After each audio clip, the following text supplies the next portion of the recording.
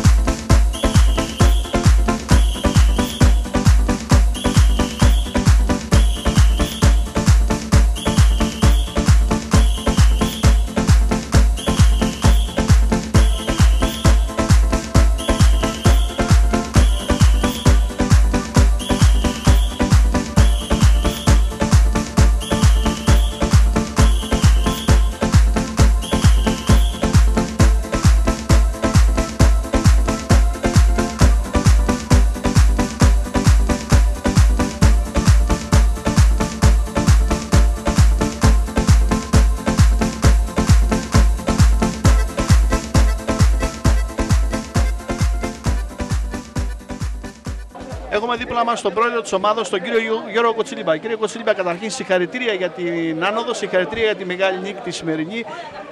Θέλουμε να μας πείτε, όταν η ομάδα έχει ρυθεί εδώ και 4 χρόνια, έχει κατακτήσει 4 πρωταθλήματα, 4 εισάξιους τίτλους και σήμερα και ένα κύπελο, Ηλίας. Αυτό το περιμένατε όταν ιδρύσατε την ομάδα? Εντάξει, το να λες ότι είμαι σίγουρος για αυτά που προγραμματίζεις ότι θα υλοποιηθούν είναι υπεραισιόδοξο και είναι και λίγο εγωιστικό. Όμως ο στόχος ήταν αυτός. Παλέψαμε παίρνοντας το κατάλληλο υλικό, έμψυχο υλικό, και μέσα από την ομαδική προσπάθεια που πάντα επιδιώκουμε να λειτουργούμε, φτάσαμε σε αυτό το στόχο. Τα 4 συνεχή πρωταθλήματα και το κύπελο Ηλίας. Έτσι θα συνεχίσουμε, θα θέτουμε πάντα υψηλούς στόχους και θα προσπαθούμε να τους επιτυγχάνουμε. Εγώ θέλω να συγχαρώ τα παιδιά όλα, τα οποία αυτοί είναι οι μέγιστοι συντελεστές αυτής της επιτυχίας. Εμείς από πίσω απλά προσπαθούσαμε να λύσουμε τα προβλήματα για να αυτοί απερίσπαστοι να εκτελέσουν το καθήκον τους και να πετύχουν τους στόχους που θέσαμε. Τους συγχαίρω και τους ευχαριστώ πολύ για αυτό που έκαναν. Εμείς θα συνεχίσουμε να είμαστε από πίσω τους, αφανείς, και θα προσπαθούμε να διατηρήσουμε αυτό το πνεύμα ομάδας, και οι επόμενοι στόχοι θα τεθούν στα επόμενα συμβούλια που θα κάνουμε, προκειμένου να επαναπροσδιορίσουμε πλέον, ας πούμε, το τι θέλουμε και να κάνουμε και το που πάμε. Πιστεύω ότι οι στόχοι θα είναι πάλι αισιόδοξοι, η προσπάθεια ανάλογη, και θα πετύχουμε, γιατί αυτός που προσπαθεί πάντα επιτυχάνει. Θέλω να ευχαριστήσω και εσάς για όλη την προσφορά σας στη διάρκεια του έτους, καταγράφοντας όλους τους αγώνες και προσφέροντας και σε εμάς την ευκαιρία να ξαναβλέπουμε τα λάθη μας και τα καλά μας, αλλά και στο φύλαθλο κοινό της Ηλίας να βλέπει τις φάσεις και να σχηματίζει άποψη για τα τεκτενόμενα στο ελληνικό ποδόσφαιρο. Ευχαριστώ πολύ. Να είστε καλά. Καλή επιτυχία στη συνέχεια. Ευχαριστούμε. Νομίζω ότι στο ποδόσφαιρο αυτό μετράει το σύνολο και η ομάδα. Όλοι είμαστε μια ομάδα και υπηρετούμε κοινό σκοπό. Δεν έχει σημασία αν τη στιγμή την κάνει τη ο παίκτης, ο γυμναστής, ο προπονητής. Αυτό που είναι σημαντικό στο ποδόσφαιρο είναι πρέπει να είμαστε ενωμένοι όλοι για τον κοινό σκοπό. Όσον αφορά το σημερινό παιχνίδι, εξελίχθηκε σε ένα πολύ δύσκολο παιχνίδι με ένα handicap 2-0 εις βάρος σου. Πρέπει να έχει τρομερά ψυχικά αποθέματα για να γυρίσει το παιχνίδι. Μπράβο στα παιδιά, συγχαρητήρια που έδωσαν την ψυχή του σήμερα μέχρι το τελευταίο λεπτό για να καταφέρουν να κάνουν ανατροπή και τελικά, όπως αποδείχτηκε, το σημερινό τελικό να τον κερδίσουν. Και νομίζω πανάξια κατά την κοινική παραδοχή, νομίζω από όλους τους Βλάβους είναι πρωταθλητές της Α1 και προβιβάζονται στην Δέλτα Εθνική.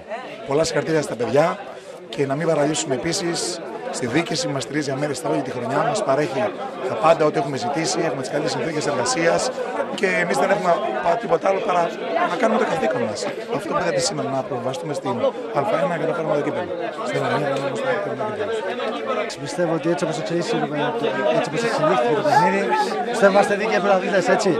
Εντάξει, σοκαριστήκαμε λίγο στην αρχή που φάγαμε τα 2 γκολ, κάπως αδρανήσαμε, αλλά πιστεύω ότι μετά η ομάδα έδειξε χαρακτήρα και γύρισε το παιχνίδι, πιστεύω πως το γύρισε πολύ εύκολα, από όσο δηλαδή το περιμέναμε. Τώρα από εκεί και πέρα, εντάξει, αφιερωμένο στον πρόεδρο, όπως είχα πει, και το κύπελλο και το πρωτάθλημα είναι στον πρόεδρο, και από εκεί και πέρα, εντάξει, τι άλλο να πω, αυτή η ομάδα αξίζει πάρα πολλά, έτσι. Και πιστεύω ότι του χρόνου θα τα δούνε όλοι. Όσοι είναι δηλαδή στο ελληνικό ποδόσφαιρο και όχι μόνο. Δηλαδή, Δέλτα Εθνική σημαίνει γάμα. Βάνουμε στόχο για γάμα. Ο πρόεδρος Κοτσιλίμπας αυτό είπε. Εντάξει, κοίταξε να δεις, είναι νωρίς, έτσι. Τώρα προς το παρόν έχουμε τα πανηγύρια του πρωταθλήματος του αλφα-τοπικού και από εκεί και έπειτα θα δούμε για τη Δέλτα. Πιστεύω ότι εντάξει, γιατί όχι.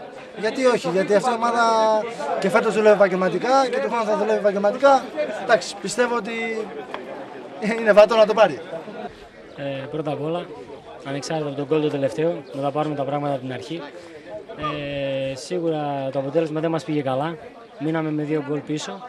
Αλλά εκεί φάνηκε ότι πραγματικά είχαμε πολλά ψυχικά αποθέματα για να καταφέρουμε να γυρίσουμε το παιχνίδι. Και νομίζω ότι αυτή η νίκη έχει πάρα πολύ μεγάλη σημασία.